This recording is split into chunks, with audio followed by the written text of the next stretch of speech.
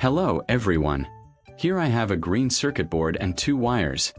I'm going to connect those two wires to it. I want to use this soldering iron to solder these wires to this green circuit board. But as you can see, our soldering iron tip is getting hot, but it can't melt the solder wire.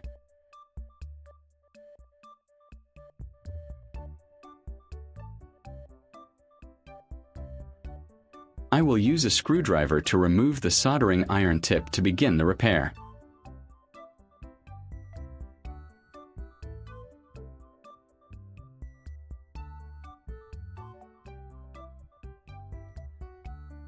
I'm starting with a collection of old screwdriver bits.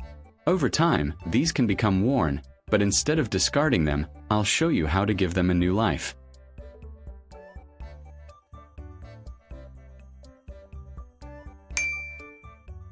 To prepare, I'm using a piece of sandpaper.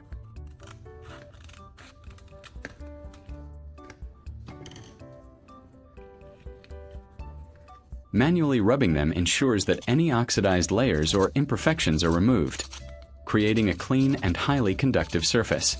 This is crucial for efficient electrical flow.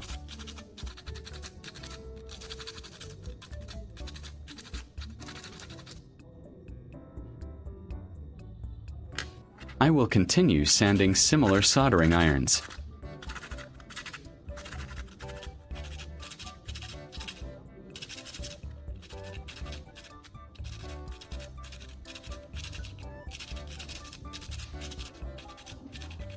Leave a comment and let me know which country you are watching from.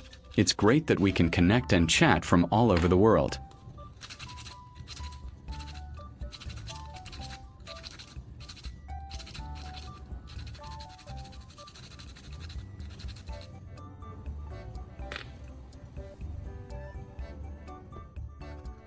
For an even more precise and quicker finish, I'll then secure one of these bits into my power drill. By pressing it against the sandpaper while it rotates, I can achieve a perfectly smooth and consistent surface in a fraction of the time. Take a look at the difference. These bits are now perfectly cleaned and polished, ready to serve their new purpose as high-performance electrodes. The smooth surface ensures maximum contact and conductivity for our experiment.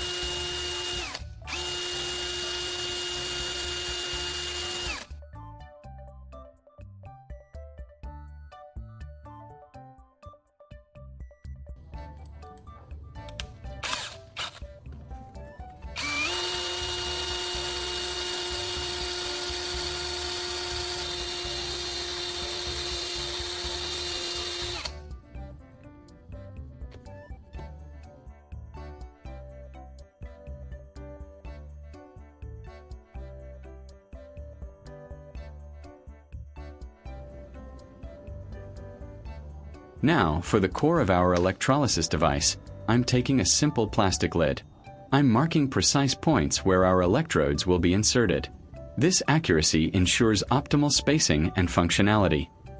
Then, using my drill, I'll carefully create clean holes at these marked locations.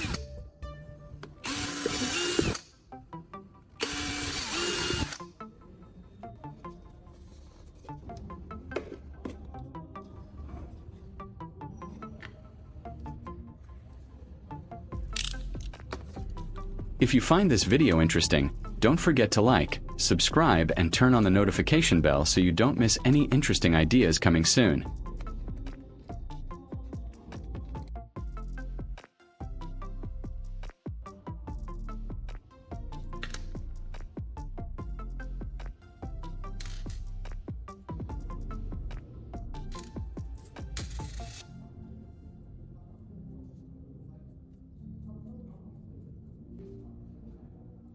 To create robust connections, I'm initially inserting metal screws and washers through the holes, securing them tightly with pliers. This reinforces the structure.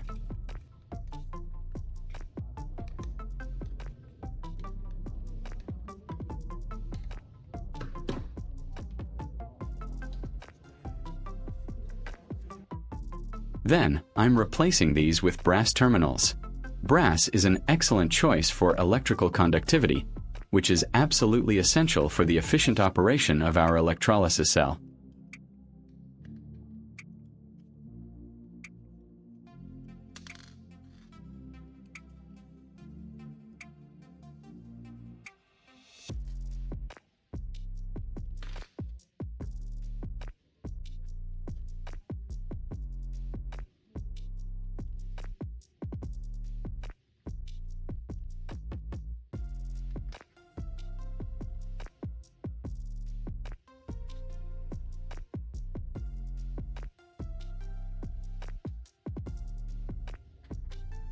Next, I will attach the brass connectors to the screws on the lid.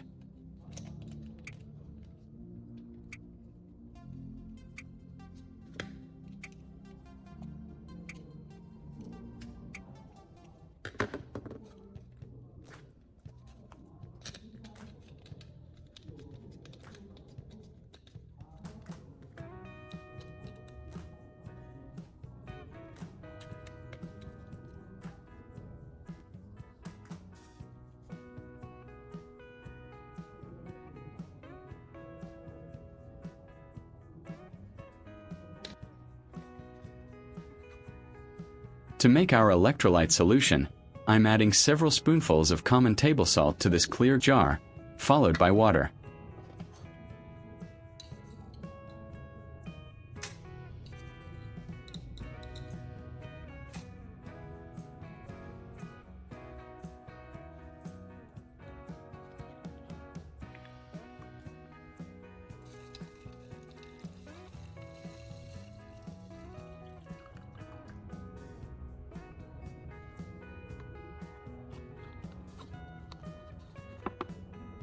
It's crucial to stir this mixture thoroughly until all the salt dissolves completely.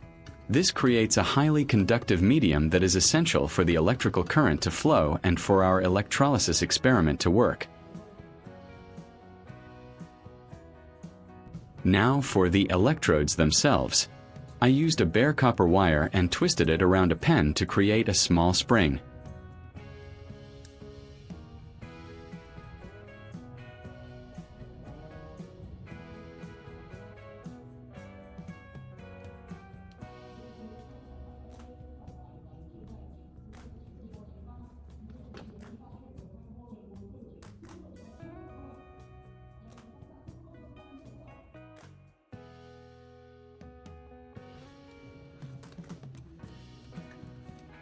I took a small spring and attached it to one brass connector.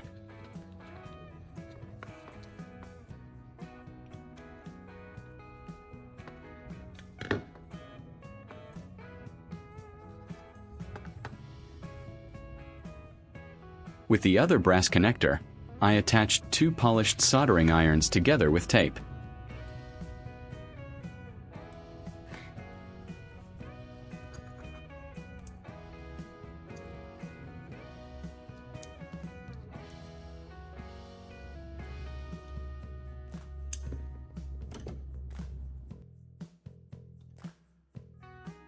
I will then thread one of the prepared soldering irons through the other connector.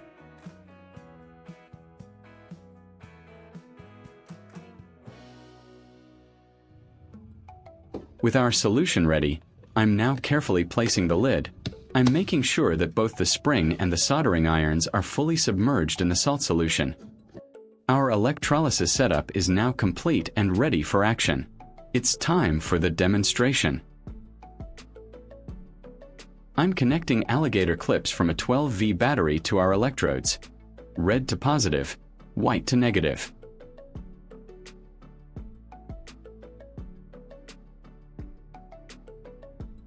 Watch closely as the electricity flows through the salt water. See those tiny bubbles forming rapidly around both electrodes? That's hydrogen and oxygen gas being produced through electrolysis, and you can observe how the current is interacting with our metal electrodes. This process demonstrates a fundamental principle of electrochemistry.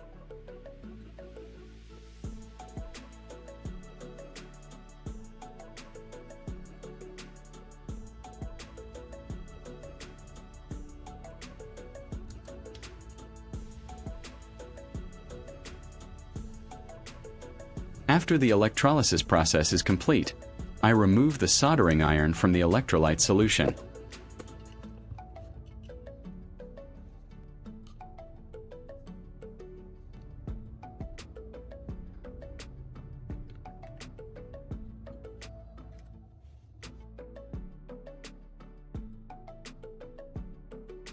I will wipe the soldering iron clean with a paper towel.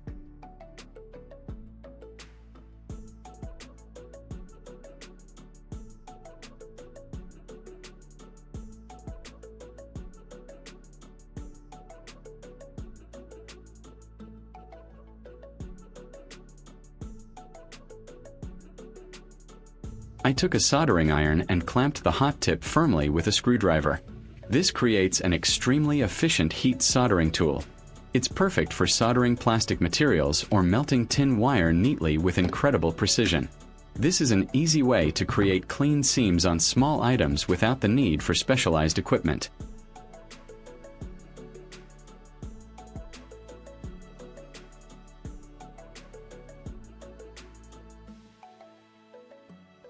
Finally, a fundamental skill for any DIY enthusiast: soldering wires to a circuit board.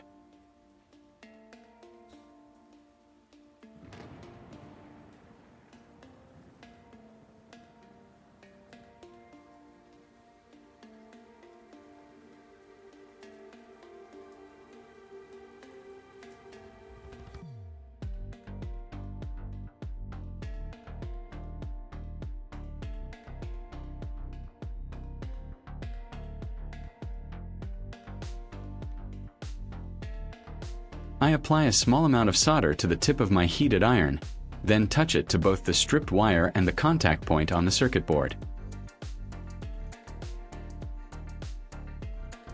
The solder melts, creating a strong, reliable electrical connection that's built to last.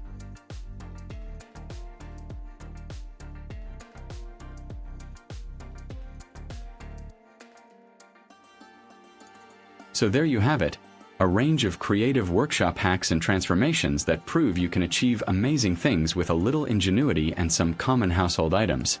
I hope you found these tips inspiring and useful.